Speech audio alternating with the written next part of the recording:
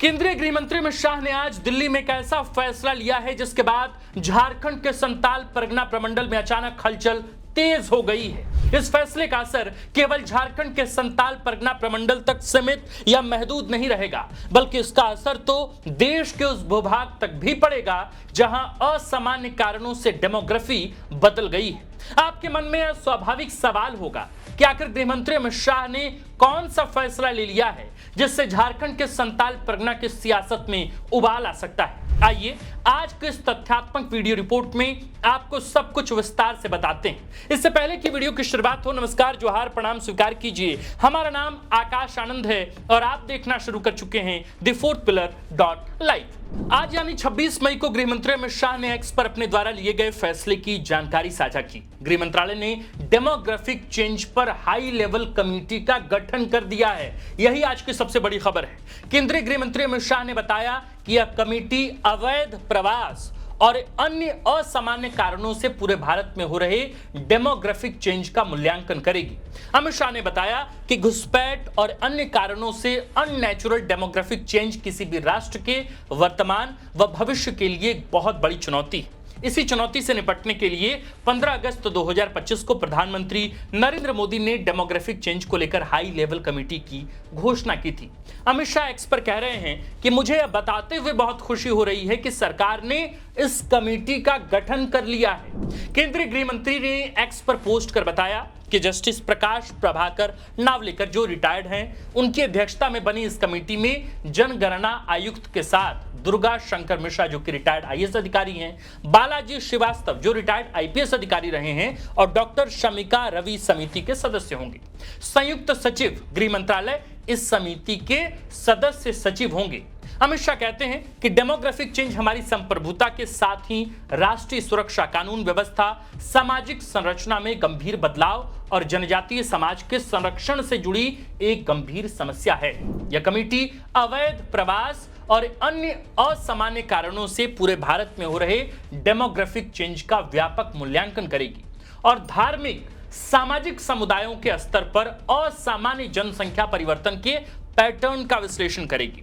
साथ ही इसका सुनियोजित और समयबद्ध समाधान भी प्रस्तुत करेगी। दरअसल बीजेपी झारखंड सहित बंगाल, बिहार जैसे कई राज्यों में अलग अलग मंचों के जरिए कथित घुसपैठ का मुद्दा जोर शोर से उठाते रही। यही वजह है कि गृह मंत्री ने एक्स पर जानकारी साझा करते हुए लिखा कि केंद्र सरकार ने न केवल घुसपैठ रोकने का बल्कि हर एक अवैध व्यक्ति की पहचान करने और उन्हें देश से बाहर निकालने का भी संकल्प लिया है। इससे पहले उन्होंने कहा था कि त्रिपुरा, असम और पश्चिम बंगाल में ऐसी सरकारें हैं जो इस सिद्धांत का समर्थन करती हैं कि कोई घुसपैठ नहीं होना चाहिए। बीएसएफ को न केवल सीमा की सुरक्षा करनी चाहिए बल्कि घुसपैठियों, घुसपैठ के रास्तों और मवेशियों की तस्करी के रास्तों का पता लगाने और उन्हें बंद करने के लिए गांवों के पटवारी, पुलिस स्टेशन, जिला कलेक्टर और पुलिस अधीक्षक के साथ संवाद के पुल भी बनाने चाहिए। ध्यातव्य हो कि पश्चिम बंगाल में बीजेपी की सरकार बनते ही घुसपैठियों पर कमर तोड़ कार्रवाई जारी है। सीएम शुवेंदु अधिकारी के निर्देश पर सख्ती लगातार बरती जा रही है। सरकार ने यानी कि शुवेंदु अधिकारी की सरकार ने detect, delete and deport policy को लागू करने की दिशा में सभी जिलों को संदिग्ध विदेशी नागरिकों और डिपोर्टेशन का इंतजार कर रहे घुसपैठियों के लिए होल्डिंग सेंटर तक बनाने का आदेश दिया है। 23 मई को जारी आदेश में जिला प्रशासन से कहा गया है, शुवेंदु अधिकारी की सरकार ने कहा है कि ऐसे सेंटर बनाए जाएं जहां पकड़े गए संदिग्ध विदेशियों को रखा जा सके। संदिग्ध विदेशियों को ऐसे सेंटर में अधिकतम 30 दिन तक रखा जा सकेगा। इस दौरान उनके दस्तावेज, पहचान और नागरिकता की जांच होगी। जांच के दौरान लोगों का बायोमेट्रिक डेटा तक लिया जाएगा और जानकारी केंद्रीय पोर्टल पर अपलोड की जाएगी। पहचान पूरी होने के बाद उन्हें सीमा सुरक्षा एजेंसियों को सौंपा जाएगा ताकि वापस उनके देश, उनके वतन भेजा जा सके। अंतिम फैसला जिला मजिस्ट्रेट या बड़े अधिकारी करेंगे। बंगाल में दरअसल शुवेंदु अधिकारी की सरकार बनते ही झारखंड के संताल परगना प्रमंडल के कथित घुसपैठ की चर्चा पूरे देश में शुरू हो गई। झारखंड में बांग्लादेशी घुसपैठ का मुद्दा कोई नया मुद्दा नहीं।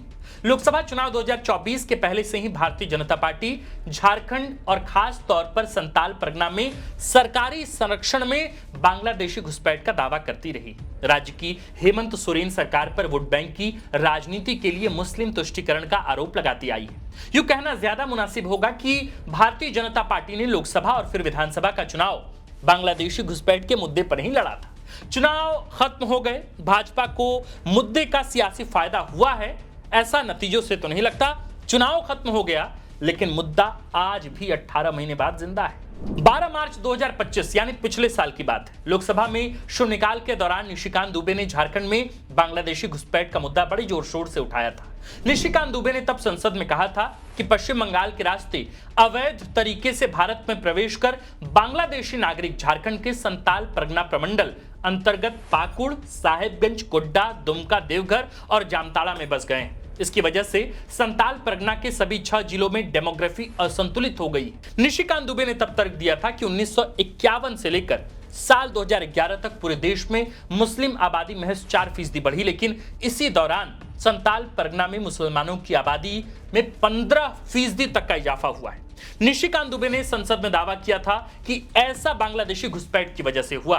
उन्होंने इसकी पुष्टि करने के लिए एक और तर्क दिया था, समझाने का प्रयास किया था कि कैसे बांग्लादेशी घुसपैठ की वजह से संताल परगना में आदिवासियों की आबादी खतरे में है। यह सब कुछ बात निशिकांत दुबे ने संसद में कहा। उन्होंने कहा संसद में कि वर्ष 1951 में संताल परगना में आदिवासियों की आबादी करीब 45% थी, लेकिन ये 2011 में कम होकर महज 28% रह गई।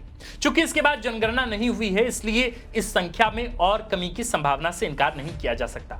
सांसद निशिकांत दुबे ने तब संसद में कहा कि इसी अवधि में संताल परगना में मुस्लिमों की आबादी 9% से बढ़कर 24% हो गई है। यही निशिकांत दुबे ने कहा कि संताल परगना में परिसीमन की आवश्यकता है। उन्होंने केंद्र सरकार के सामने दरअसल तब संसद में मांग रखी थी कि परिसीमन कर बांग्लादेशियों को अलग कर दीजिए। यदि संभव है तो उस पूरे इलाके को अलग प्रदेश बनाया जा सकता है, संताल परगना को। निशिकांत दुबे ने तब कहा था कि झारखंड में बांग्लादेशी घुसपैठ जितनी तेजी से हो रहा है, वहां राष्ट्रपति शासन लगाया जाना चाहिए। ये मार्च की बात है 2025 की। गौरतलब है कि झारखंड में बांग्लादेशी घुसपैठ का मुद्दा कभी नया नहीं रहा है। बीजेपी बार बार यह मुद्दा उठाती रही। जमशेदपुर निवासी दानियल दानिश ने हाईकोर्ट में एक याचिका लगाई थी।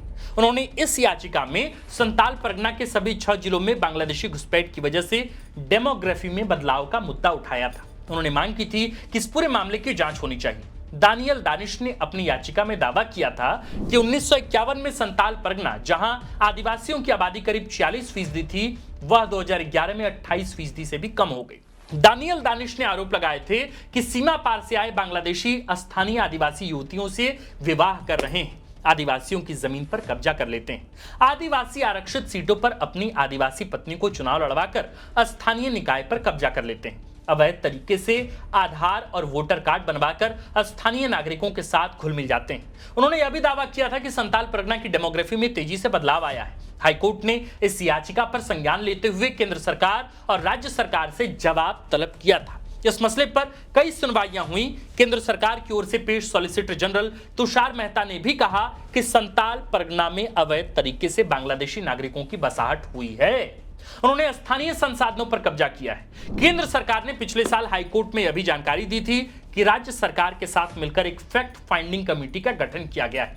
इस कमेटी को झारखंड के देवघर, गोड्डा, साहिबगंज, पाकुड़, दुमका और जामताड़ा में अवैध घुसपैठियों की पहचान कर अवैध प्रवासियों को वापस भेजने की व्यवस्था करने का सुझाव देना था। हाईकोर्ट ने तब सभी जिलों के उपायुक्तों को यह भी निर्देश दिया था कि जमीनों का भौतिक सत्यापन किए बिना दस्तावेज न जारी किए जाएं, आधार कार्ड और वोटर कार्ड भी सघन जांच के बाद ही जारी किए जाएं।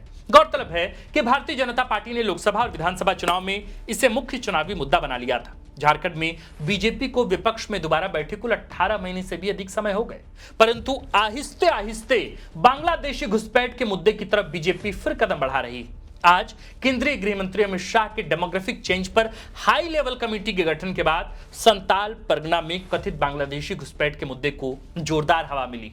देखना दिलचस्प होगा कि इस फैसले से झामुमो कांग्रेस की राजनीति पर आखिर कितना असर पड़ता है, क्योंकि राज्य का सत्तारूढ़ गठबंधन कथित घुसपैठ के मुद्दे को हमेशा से ही दरकिनार करता रहा है। आप इस पूरे मसले पर क्या सोचते हैं?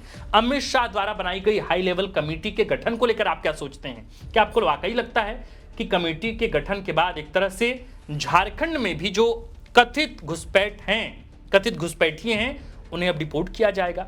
क्योंकि पश्चिम बंगाल में इस सिलसिले की शुरुआत हो चुकी है, बिहार में भी सम्राट चौधरी के मुख्यमंत्री बनने के बाद से अब उस पर कड़े एक्शन की तैयारी चल रही है, असम में हिमंता बिस्वा शर्मा पहले से ही यह सब कुछ कर रहे हैं। तो सवाल अब केवल झारखंड का बचा है, और वो भी झारखंड के संताल परगना प्रमंडल का। अगर आप झारखंड के संताल परगना प्रमंडल से हैं तो आप इस पूरे मसले पर क्या सोचते हैं? अगर आप झारखंड से हैं तो आज अमित शाह द्वारा लिए गए इस फैसले को लेकर आप क्या सोचते हैं? आप जरा कमेंट कर हमें बताएं। बाकी आप देखते रहिए द फोर्थ पिलर। हमारा नाम आकाश आनंद है, कैमरे के पीछे मनीष। वीडियो पसंद आई हो तो वीडियो ज्यादा से ज्यादा लोगों तक शेयर कीजिए, साझा कीजिए। साथ ही यूट्यूब को सब्सक्राइब कीजिए, फेसबुक इंस्टाग्राम पर आपको फॉलो करना है। बाकी देखते रहिए द फोर्थ पिलर। जोहार।